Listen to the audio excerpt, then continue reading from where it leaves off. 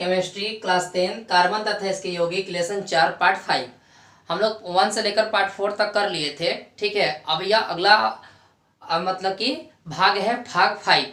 ठीक है, तो आज जानेंगे साबुन के बारे में।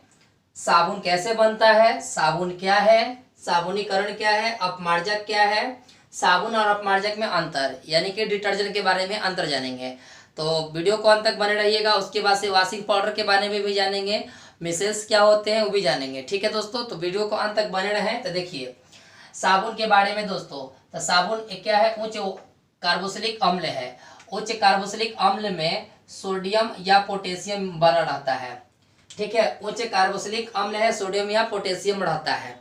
अब अभी भी आप नहीं समझे कि कार्बोक्सिलिक अम्ल क्या है, तो और गहराई से जाने। कार्बोक्सिलिक अम्ल एक उच्च वसीय अम्ल है। क्या है कार्बोक्सिलिक अम्ल, क्या है, एक उच्च वसीय अम्ल है। अभी भी नहीं जाने तो उच्च वसीय क्या है, तो सर तेल घी वसा है। क्या है, तेल घी वसा। साबुन देखते हो ना, चिपचिपा होता है ना, तो क्या है, तेल घी वसा उसमें मिलाया जाता है साबुन में। अब जानेंगे कि अगर सोडियम, अगर एल्कोहल में सोडियम, अगर कि सोडियम की मात्रा मिला दिया जाए, सोडियम की मात्रा मिला दिया जाए तो साबुन कैसा हो जाता है, हार्ड होता है। कैसा होता है, हार्ड। वो हार्ड साबुन होगा तो किसका उपयोग में आएगा, कपड़ा धोने के में आएगा, जिसको हम लोग इसको कहते हैं सोडियम हाइड्रोक्साइड, सोडियम हाइड्रोक्साइड। ठीक है, अगर सोडियम मिला दिया जाए एल्कोहल में, OH को एल्कोहल कहते हैं, अगर एल्कोहल में सोडियम मिला दिया जाए तो कपड़ा साबुन कैसा हो जाएगा, हार्ड। ये कैसा होगा, कपड़ा धोने के काम में आता है।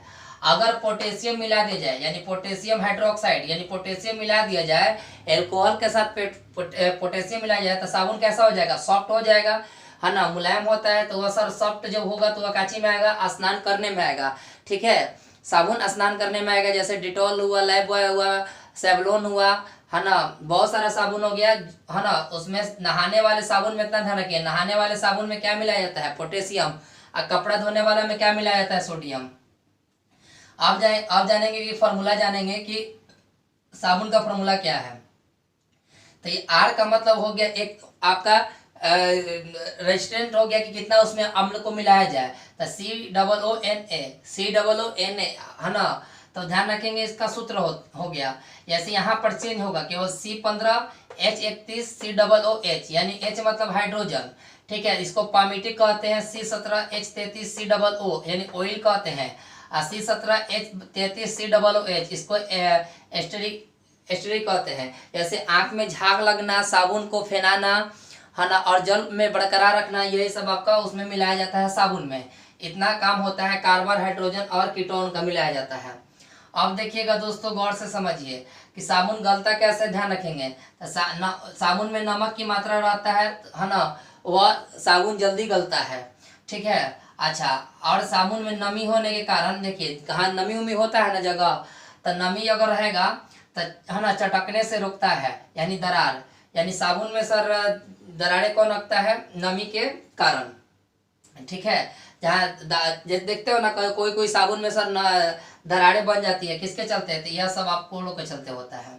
कार्बोक्सिलिक अम्ल क्या है, तो सर जलन होता है। कार्बोक्सिलिक अम्ल क्या है, जलन है। किस में जलन देगा, आंख में। जैसे फेनून होता है तो आंखों में नहीं होता है, तड़पड़ाता है तो जलन पैदा करता है। कौन करता है, तो कार्बोक्सिलिक अम्ल करता है ना। झाग का निर्माण, यानी साबुन क्या करता है, झाग का निर्माण, किसके चलते, तो रेजिन में, यानी साबुन में यही आप लोग को मिलाया जाता है। ग्लिसरॉल, ग्लिसरॉल का क्या कार्य है, तो झाग को सूखने से रोकना तथा साबुन को पारदर्शी बनाता है।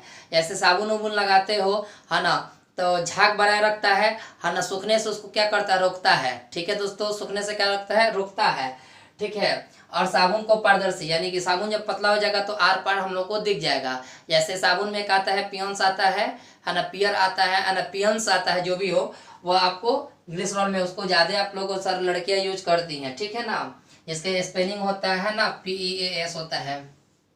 क्लियर हो गया, इस साबुन का नाम है। अब समझिएगा सर, साबुन में क्या रहता है, नमक रहता है। उसमें क्या होता है, नमक रहता है तो साबुन गलता है, नमी के कारण दरारें, मतलब साबुन को फटने से रोकता है।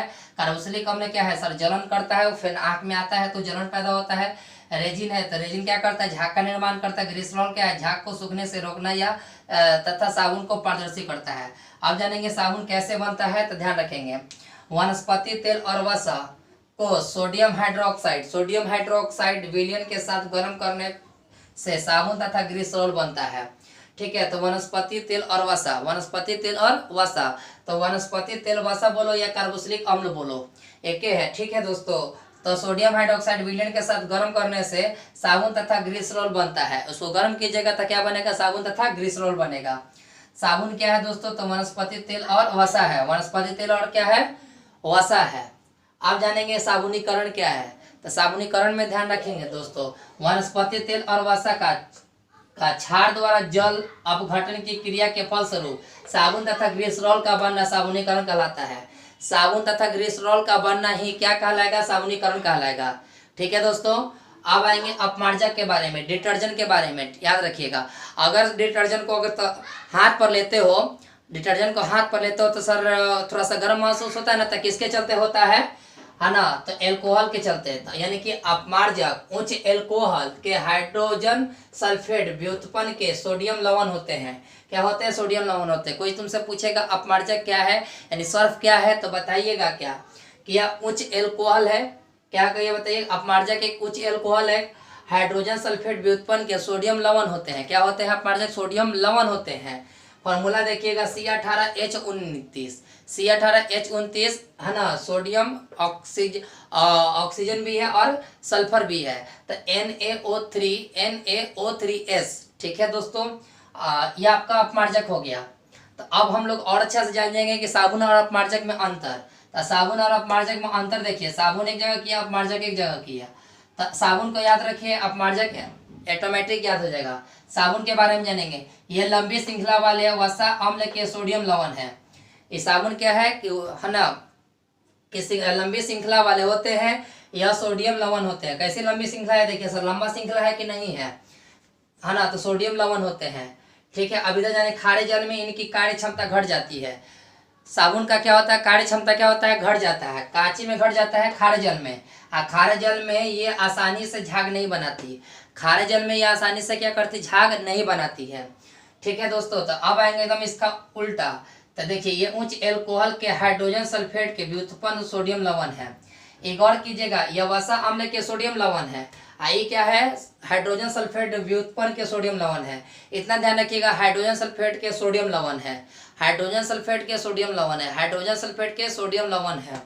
ठीक है। अब ये खारे जल में इनकी कार्य क्षमता घट जाती है, इसकी कार्य क्षमता बढ़ जाती है। देखिए, खारे जल में इनकी कार्य क्षमता कायम रहती है, एक घट जाता है, इसका कार्य क्षमता जाएगा कि आप लोग पानी में उसको मिलाते हो ना सर्फ को, तो ज्यादा सा फेन दिखता है कि नहीं, तो यही तुम्हारा क्या है, फेन ज्यादा उत्पन्न होना ये कायम रखता है।